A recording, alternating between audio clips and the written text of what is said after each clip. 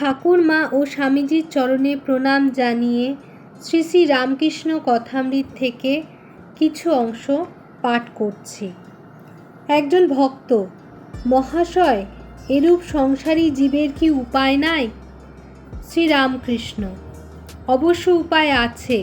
মাঝে মাঝে সাধু সঙ্গ আর মাঝে মাঝে নির্জনে থেকে ঈশ্বর চিন্তা করতে হয়, তার বিচার করতে হয়, তার কাছে প্রার্থনা করতে হয়, আমাকে ভক্তি বিশ্বাস দাও। বিশ্বাস হয়ে গেলেই হলো।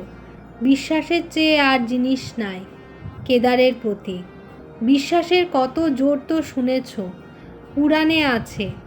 রামচন্দ্র, যিনি সাক্ষাৎ পূর্ণ ব্রহ্ম নারায়ণ, তার লঙ্কায় যেতে সেতু বাধ্যে হলো, কিন্তু হনুমান রাম নামে বিশ্বাস করে লাফ দিয়ে সমুদ্রের পাড়ে গিয়ে পড়ল, তার সেতুর দরকার হয় নাই। সকলের হাস্য। বিভীষণের একটি পাতায় রাম নাম লিখে ওই পাতাটি একটি লোকের কাপড়ের খোটে বেঁধে দিছিল। সে লোকটি সমুদ্র পাড়ে যাবে। বিভীষণ তাকে বললে, তোমার ভয় নাই, তুমি বিশ্বাস করে জলের ওপর দিয়ে চলে যাও, কিন্তু দেখো, যেই অবিশ্বাস করবে অমনি জলে ডুবে যাবে। লোকটি বেশ সমুদ্রের ওপর দিয়ে চলে যাচ্ছিল। এমন সময় তার ভারী ইচ্ছা হলো যে কাপড়ের খোটে কি বাঁধা আছে একবার খুলে দেখে যে কেবল রাম নাম লেখা রয়েছে।